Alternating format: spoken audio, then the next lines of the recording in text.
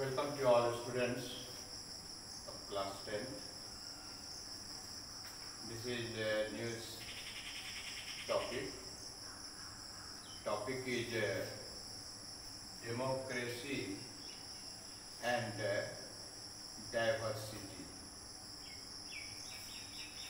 It is in civics and before this topic, we have read about different story in topic first and second, and today is third topic. Topic is democracy and diversity. हम लोगों ने पिछले दिन पहले और दूसरे अध्याय में विभिन्न प्रकार की कहानियों के माध्यम से लोकतंत्रीय शासन प्रणाली के बारे में पढ़ा कि कैसे बलपूर्वक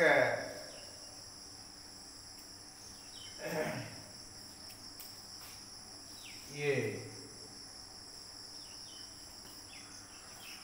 लोकतंत्र के भी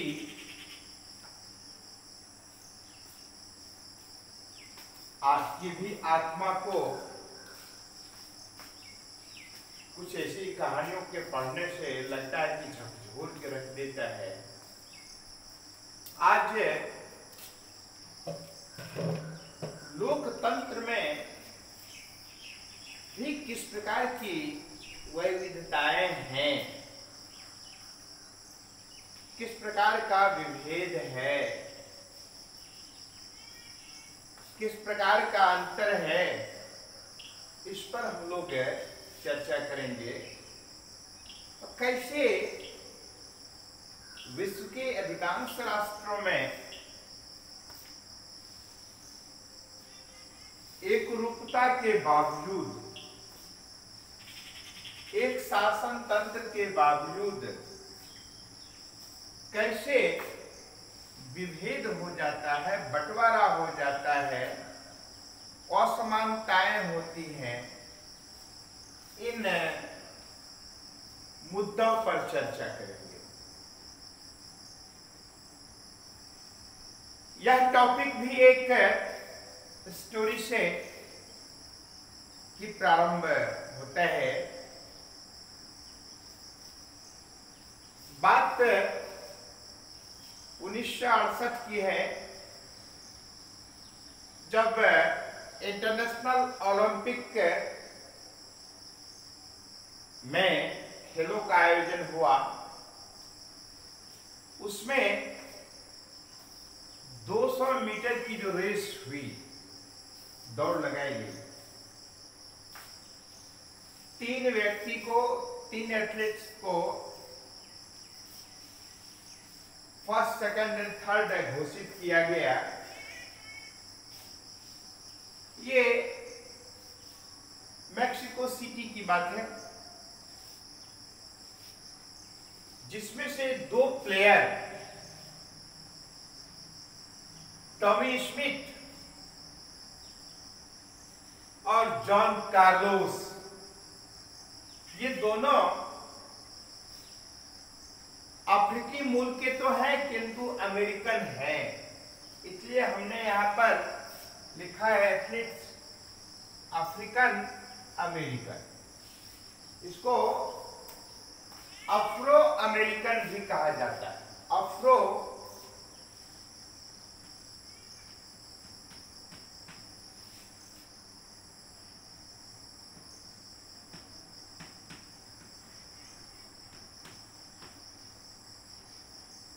इसका मतलब हुआ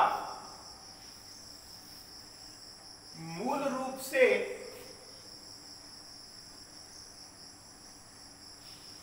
इसके वंशज अफ्रीका के थे, किंतु बाद में इन्हें इनके वंशों को अमेरिका में रखा गया और वहीं का होकर रह गए। इसीलिए जिनका मूल वंश, जिनका जन्म या फिर जिनके पूर्वजों का की मातृभूमि अफ्रीका रही, वो अमेरिका में आकर रहने लगे, तो ऐसे नागरिक को अफ्रीको अमेरिकन नाम दिया गया। आप सबको ज्ञात है कि अफ्रीका के यदि कोई व्यक्ति होंगे सामान्यतया, तो वो ब्लैक पीपुल होंगे सामान्यतया, और अमेरिका में जो होंगे व्हाइट पीपुल होंगे। तो वहां पर ब्लैक एंड व्हाइट नस्ल के आधार पर, रंग के आधार पर वहां भी विभेद था, अंतर था। ये 17वीं सेंचुरी से 19वीं सेंचुरी के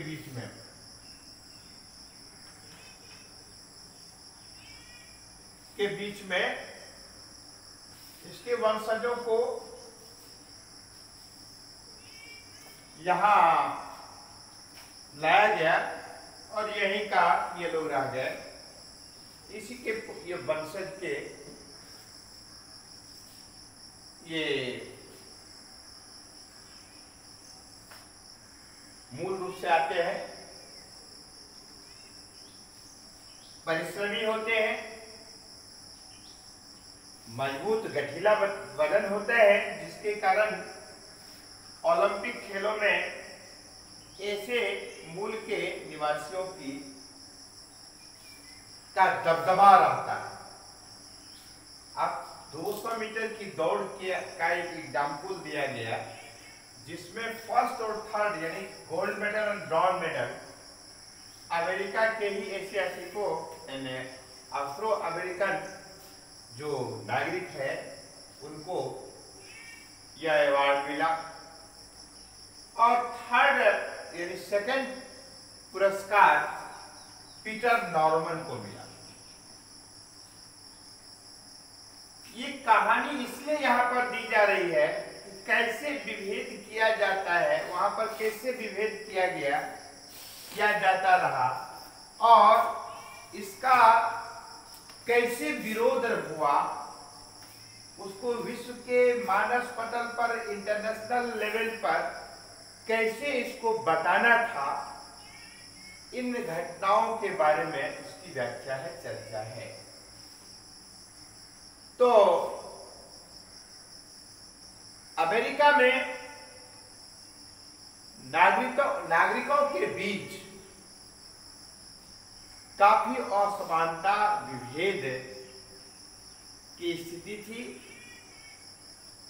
जनमानस में आक्रोश व्याप्त था, किंतु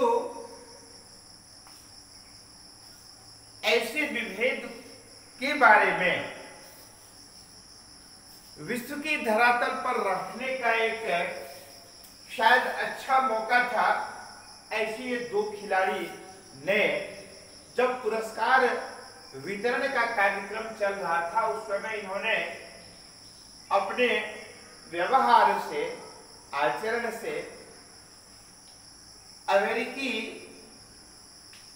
प्रशासन की भेदभाव को उजागर करने का निर्णय लिया, और नतीजा ये हुआ कि जब पुरस्कार ग्रहण करने की बात थी, उस समय में ये दोनों खिलाड़ी मुट्ठी बांधे हुए, केवल मोजा पहने हुए स्टेज पर जाता है पुरस्कार लेने के लिए। एक तो यह कि यहाँ के नागरिकों को, यानी अफ्रो अमेरिकन को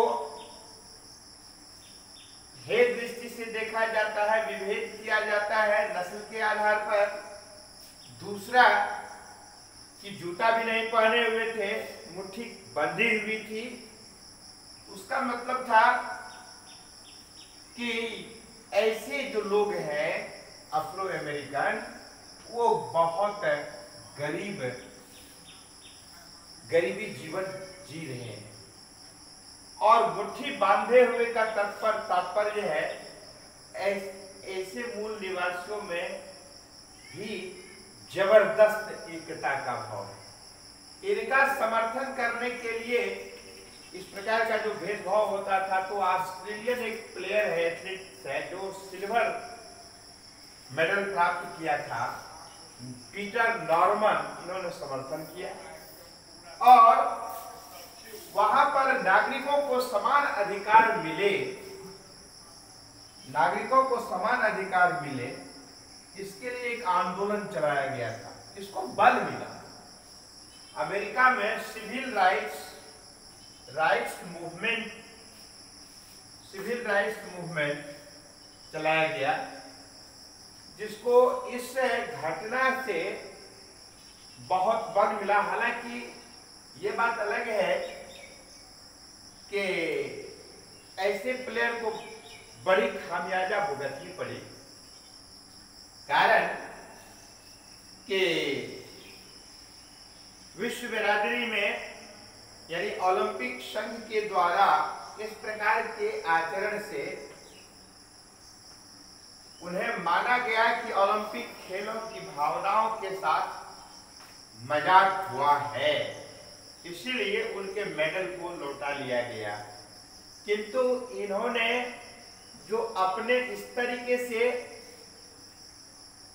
जो विरोध करने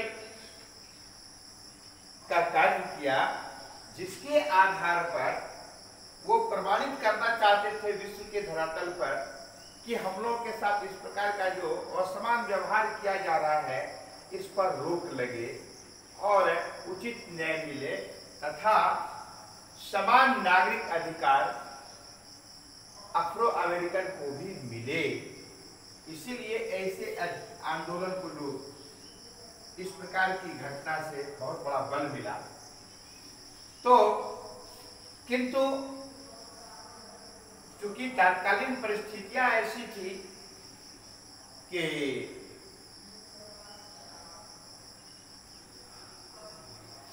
विश्व के धरातल पर यह व्यक्त करना, स्पष्ट करना जरूरी था। और 2 अध्याय में जो हम लोगों ने पढ़ा कि कैसे विभेद किया जाता है पावर को, कि एक तो धर्म के आधार पर, तो इसके बारे में हम लोग डिटेल्स में जानकारी लेना चाहेंगे।